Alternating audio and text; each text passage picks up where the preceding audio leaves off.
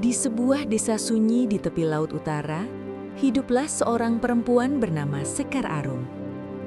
Jika kau melihatnya berjalan di antara perahu-perahu nelayan saat fajar, engkau akan mengira hidupnya begitu sempurna. Wajahnya lembut, sorot matanya teduh, dan senyumnya selalu mengembang setiap kali menyambut suaminya pulang melaut. Mereka hidup sederhana, namun cukup. Cinta yang mereka miliki jauh lebih berharga daripada harta apapun. Setiap pagi, sebelum matahari benar-benar bangkit dari peraduannya, suaminya akan berpamitan. "Tunggulah aku." Begitu kira-kira yang selalu ia ucapkan. Dan Sekar Arum akan mengangguk, menahan cemas yang tak pernah benar-benar pergi dari hati seorang istri nelayan. Kita tahu, laut tidak selalu bersahabat. Suatu hari, ketika persediaan beras tinggal segenggam dan ikan asin hampir habis, sang suami kembali berangkat melaut. Ombak terlihat lebih tinggi dari biasanya. Angin berembus dengan suara panjang seperti peringatan. Namun, kebutuhan hidup tak memberi pilihan lain. Engkau mungkin pernah merasakan firasat buruk yang tak bisa dijelaskan. Begitulah yang dirasakan Sekar Arum saat itu. Ia berdiri lebih lama dari biasanya di bibir pantai, memandangi perahu kecil yang makin mengecil di cakrawala. Hari berganti senja, senja berubah malam, namun perahu itu tak kembali. Kabar yang datang keesokan harinya seperti petir yang menyambar tanpa hujan. Badai besar menghantam laut lepas. Beberapa perahu ditemukan hancur. Dan suami Sekar Arum termasuk di antaranya yang tak pernah kembali. Sejak hari itu, hidup Sekar Arum seolah berhenti. Ia mengurung diri. Rumah yang dulu hangat berubah menjadi ruang dingin penuh gema kenangan. Kau bisa membayangkan bagaimana setiap sudut rumah mengingatkannya pada suara tawa, pada janji masa tua bersama, pada harapan yang kini tinggal serpihan. Orang-orang mulai berbisik. Mereka menyebutnya Lanjar, perempuan yang ditinggal mati suami tanpa anak. Kata itu mungkin terdengar biasa bagi sebagian orang. Tetapi bagi Sekar Arum, ia seperti luka yang terus digores ulang. Hari demi hari ia habiskan dengan menatap laut. Seolah berharap ombak suatu saat mengembalikan yang telah direnggut. Namun, laut hanya memberi debur yang sama, dingin dan tak menjawab. Sampai suatu pagi, Sekar Arum menyadari sesuatu. Jika ia tetap tinggal, ia akan kehilangan dirinya sendiri. Kesedihan telah berubah menjadi jurang, dan jurang itu perlahan menelannya. Maka, ia pergi. Tanpa banyak kata, tanpa pamit panjang, ia melangkah meninggalkan desa. Kita mungkin pernah berada di titik ketika bertahan terasa lebih menyakitkan daripada pergi. Sekar Arum memilih berjalan, meski ia tak tahu kemana tujuan. Ia menyusuri hutan, melewati lembah, menembus sunyi yang hanya ditemani desir angin dan suara langkahnya sendiri. Hingga suatu hari, langkahnya terhenti di tepi sungai Candrabaga. Di sana, ia melihat dua lelaki duduk bertapa di atas batu besar. Wajah mereka tenang, seperti air sungai yang mengalir tanpa tergesa. Salah satunya adalah Prabu Jayakarta, seorang raja yang masyhur karena kebijaksanaan dan kesaktiannya, ditemani Patih Wiradana. Prabu Jayakarta membuka mata dan memandang Sekar Arum. "Kesedihanmu lebih berat dari langkah kakimu." Begitu kira-kira makna tatapannya.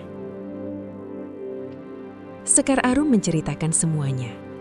Tentang suaminya, tentang badai, tentang julukan yang melekat, tentang kekosongan yang tak mampu ia isi. Raja itu mendengarkan tanpa menghakimi. Lalu ia berkata, "Jika engkau ingin menemukan jawaban, Pergilah ke pesisir selatan. Bertapalah, temui Ratu Samudrawati. Sekar Arum terdiam.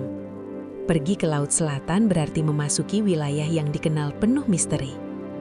Namun untuk pertama kalinya sejak lama, ia memiliki arah.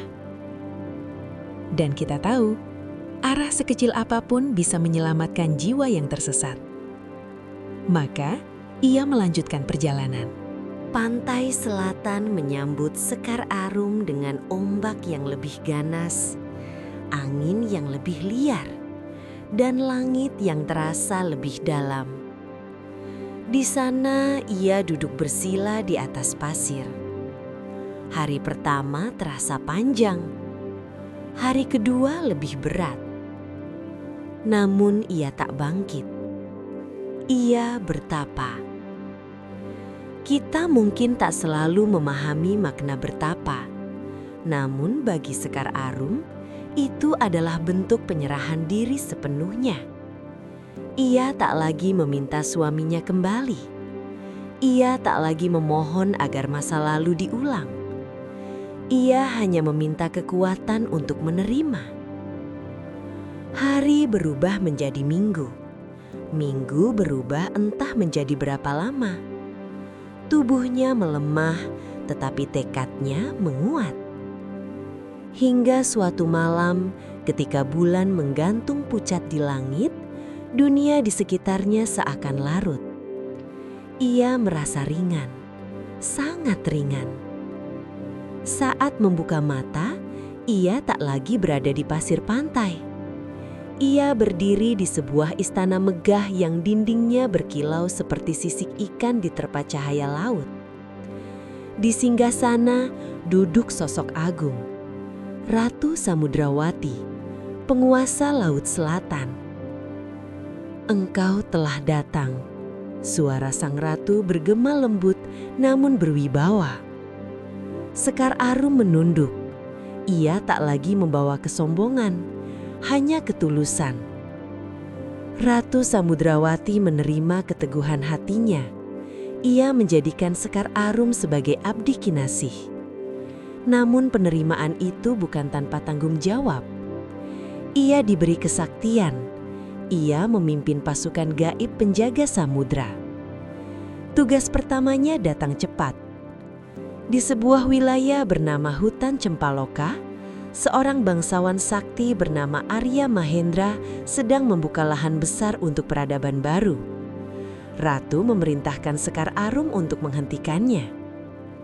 Sekar Arum turun ke dunia manusia. Ia mencoba membujuk Arya Mahendra.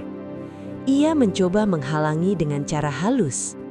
Namun tekad sang bangsawan tak goyah. Ia percaya wilayah itu telah ditakdirkan menjadi pusat kehidupan. Konflik tak terelakkan. Sekar Arum memanggil pasukan gaib. Langit menggelap, angin berputar. Namun Arya Mahendra berdiri teguh. Ilmu yang ia miliki mampu menandingi bahkan melampaui kekuatan yang dikerahkan. Satu demi satu pasukan tumbang.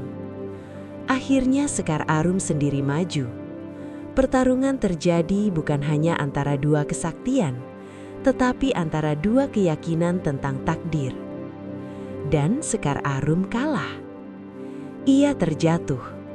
Namun dalam kekalahan itu, tak ada lagi kesedihan seperti dulu. Ia menerima. Arya Mahendra melihat ketulusan dan perjalanan panjang yang telah ia lalui, memilih mengampuninya. Ia tidak memusnahkannya. Sebaliknya, ia berkata, "Jika Laut Selatan bukan lagi tempatmu, maka jagalah pantai utara." Itulah titik ketika Sekar Arum tak lagi sepenuhnya manusia. Jiwanya telah menyatu dengan alam. Ia menerima amanah itu. Sejak saat itu, masyarakat pesisir utara merasakan kehadiran sosok penjaga. Kadang angin bertiup lebih lembut ketika nelayan hendak melaut. Kadang ombak memberi peringatan sebelum badai datang. Mereka menyebutnya Dewi Lanjar. Kita mungkin mengenalnya sebagai legenda, Namun jika kau berdiri di pantai utara saat senja, mendengarkan debur ombak dengan hati yang sunyi, engkau mungkin akan merasakan bahwa setiap kehilangan tak selalu berakhir dengan kehancuran. Kadang ia berubah menjadi kekuatan. Kadang ia mengubah seorang perempuan yang patah hati menjadi penjaga laut yang abadi.